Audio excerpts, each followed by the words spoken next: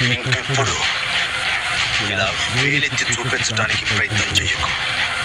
చూపించడానికి వేలే లేకుండా చేస్తాను.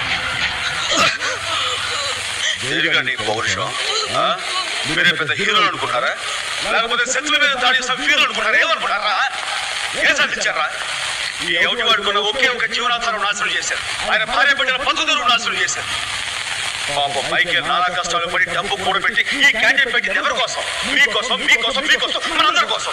అలాంటి దాన్ని క్షణాలు నాశనం చేశారు. Just like that.